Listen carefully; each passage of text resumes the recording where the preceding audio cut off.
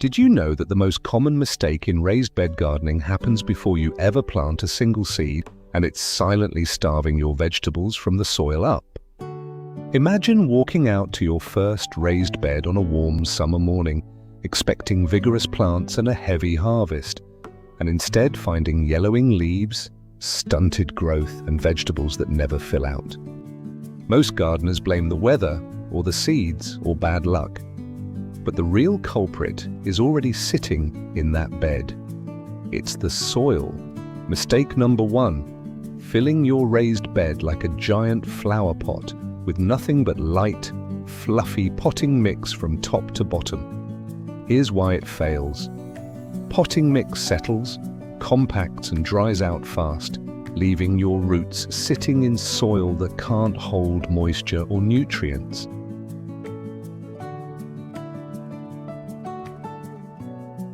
The mistake most gardeners make is assuming that if a soil looks rich and dark, it must be doing the job. But a raised bed isn't a container, and it isn't a flower pot. It's a deep, living bed, and it needs real structure. The fix is simple. Fill the bottom of a deep bed with a coarse, free-draining layer. Logs, branches, leaves, unfinished compost, then top it with a true raised bed mix of garden soil and compost. This isn't folklore, it's the same Hügelkultur principle that's kept deep beds fertile for generations. Your roots get the air and moisture they need, and the bed feeds itself as that bottom layer breaks down.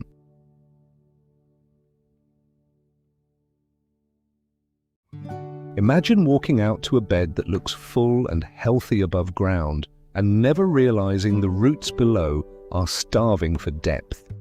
Most root vegetables and heavy feeders want at least 12 inches of soil, and many want more. But a lot of raised beds are built 6 or 8 inches deep, then set directly on compacted ground. The roots hit that hard pan and stop. The plant looks fine for a while, then quietly stalls. Give your beds a minimum of 12 inches of good soil, deeper if you're growing tomatoes, carrots, or anything with a serious root system. And if your bed is already built shallow, you can still fix it. Add depth from the top, or loosen the ground beneath the bed before you fill it.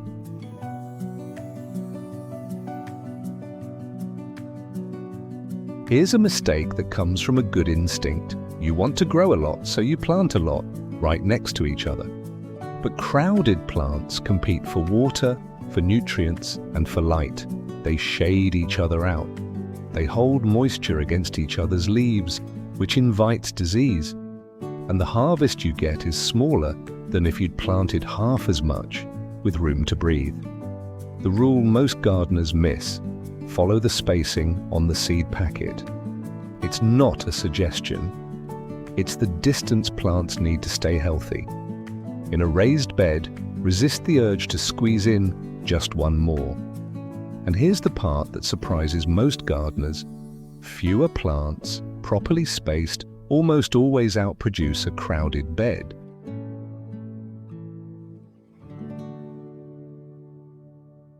Here's a mistake that's hard to undo because it's already built into the frame. Vegetables are sun-hungry. Most of what you grow in a raised bed wants 6 to 8 hours of direct sun a day. But a lot of beds end up tucked against a fence, or under a tree, or on the shady side of the house, because that's where the yard had room. The result is tall, leggy plants reaching for light, and a harvest that never fills out. Before you build, or before you move an existing bed, watch where the sun actually falls across your yard through the day.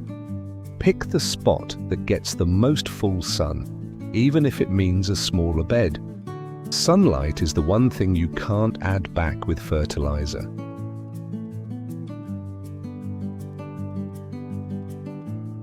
This one catches gardeners off guard because it feels like you're doing everything right. Raised beds drain faster than in-ground gardens. The sides are exposed, the soil is looser, and on a warm afternoon, a raised bed can dry out far quicker than the ground beside it. Water it the same way you'd water a traditional bed, and your plants spend half their time thirsty. But here's the real kicker. The answer isn't more water, it's smarter water. Water deeply and less often, so the moisture sinks down to the roots instead of sitting on the surface. And add a layer of mulch on top to slow that drying down in the first place. Get this one right and you'll water less while your plants grow more.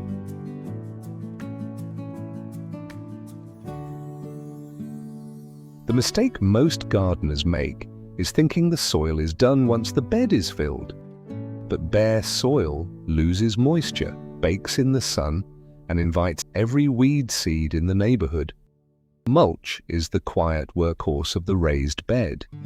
A 2 or 3 inch layer of straw, wood chips or shredded leaves keeps the moisture in, keeps the soil temperature steady, and suppresses the weeds that would otherwise steal from your plants.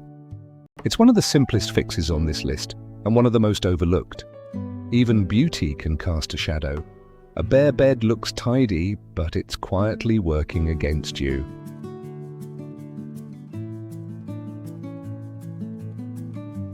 And now mistake number 7, the one most gardeners never suspect, because it doesn't look like a mistake at all.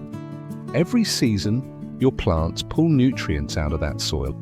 And every season, if you just plant again and again without giving anything back, the bed slowly starves. The first year is great, the second is okay. By the third, you're wondering why your vegetables got smaller and your leaves got pale. A starving plant cannot bloom. The fix is to feed the soil, not just the plants. Top dress with compost every season, rotate what you grow, and let the bed rest or cover crop when you can. This is the mistake that separates a raised bed that works for one season from one that feeds your family for years.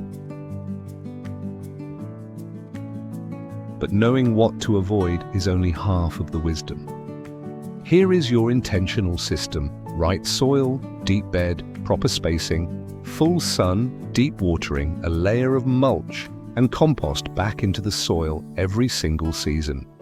Get these 7 right, and your raised bed stops being a guessing game. It becomes the most productive corner of your garden. Which of these 7 mistakes have you made in your own raised bed? Drop it in the comments below. I genuinely read every single one, and I love hearing from you. If this helped, subscribe and tap the bell so you don't miss the next one.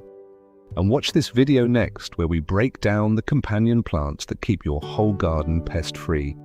Stay positive and keep blooming.